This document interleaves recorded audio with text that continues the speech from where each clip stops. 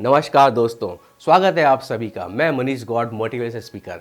आज हम बात करने वाले हैं उस कंपनी की जिन्होंने भारत में करोड़ों युवाओं की ज़िंदगी में क्रांति ला दी है। और इस कंपनी ने दो बेहद ही मुश्किल कार्यों को चुटकी का काम बना दिया है। दोनों कठिन कार्य हैं बेहतर ज़िंदगी के लिए अच्छी नौकरी खोजना और शादी के लिए जीवन साथी को खोजना। आप ही बताएं, ये दोनों काम आसान है क्या? नहीं ना। इनको आसान बनाया है इन्फो एज ने। हो सकता है आपने इन्फो एज कंपनी का नाम नहीं सुना है, लेकिन आपने नौकरी डॉट कंपनी और जीवन साथी .com के बारे में जरूर सुना होगा। दरअसल ये दोनों ही पोर्टल इन्फो एज के ही प्रोडक्ट है। इस कंपनी को बनाने वाला शख्स का नाम है संजीव बिखचंदानी।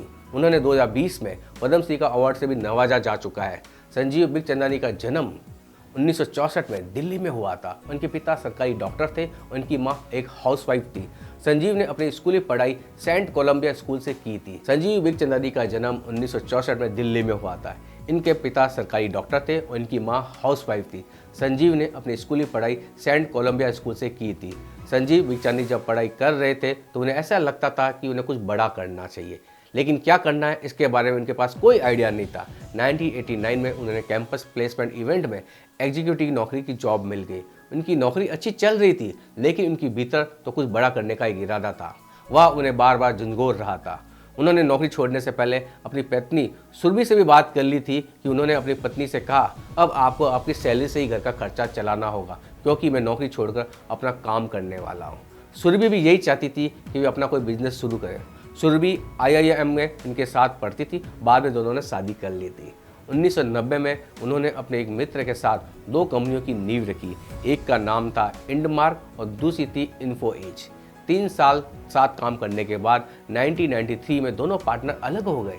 संजीव बिखचंदानी के हिस्से में आई इन्फो एज। इन्फो एज का मुख्य काम था सैलरी से संबंधित सर्वे करना।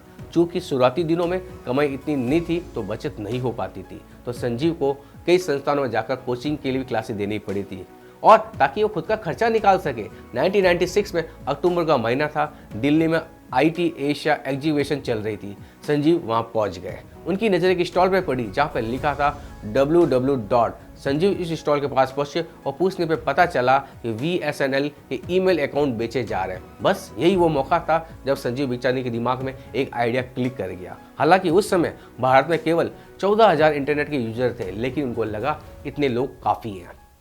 संजीव ने उस ईमेल बेचने वाले से कहा कि वह इनके लिए एक वेबसाइट बना दे। उस रिटेलर ने वापस कहा कि क्योंकि सारे सर्वर तो अमेरिका के पास है, तो उनके लिए वेबसाइट बनाना मुमकिन नहीं है। ये सारी वेबसाइट वहीं से अमेरिका से होस्ट होती है। लेकिन कहते हैं ना, जब आप किसी चीज़ को जी जान से चाहो तो पूरी कायनात आपको उसे मिलाने में लग जाती है। ऐसा ही कुछ हुआ संजीव बिखचंदानी के साथ। उनके बड़े भाई उस समय अमेरिका में एक बिजनेस स्कूल में प्रोफेसर थे। संजीव ने तुरंत उन्हें फ़ोन किया और बताया कि वो एक वेबसाइट शुरू करना चाहते हैं जिसके लिए एक सर्वर चाहिए, लेकिन उनके पास अभी पैसे नहीं है। ये पैसे बाद में उनको लौटा देंगे। ये बात सुनकर उनके भाई सहमत हो गए और सर्वर का किराया उस समय $25 महीना था, जो कि उनके भाई भरने वाले थे। लेकिन संजीव की सादगी तो देखिए, उन्होंने बिना मांगे अपने कंपनी का 5% शेयर अपने भाई के नाम कर दिया।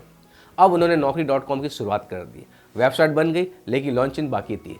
90 के दशक के मध्यकाल में मंदी का दौर चल रहा था। लोगों की नौकरियां जा रही थी। संजीव और उनकी टीम को लगा लॉन्चिंग का ये सबसे बेस्ट समय है। नौकरी प्रमोशन के लिए संजीव बिखचंदानी को ज़्यादा मशक्कत नहीं करनी पड़ी, क्योंकि उस वक्त नौकरी तो वैसे भी थी नहीं और नौकरी .com एक नई वेबसाइट थी। इसकी पूरा प्रमोशन अखबारों ने बिना कही एक न्यूज़ के रूप में करना शुरू कर दिया और धीरे धीरे नौकरी .com आगे बढ़ने लगी। पहले साल नौकरी .com ने मात्र 2.5 लाख रुपए का बिजनेस किया, जबकि 80% जॉब्स तो फ्री में उपलब्ध थी।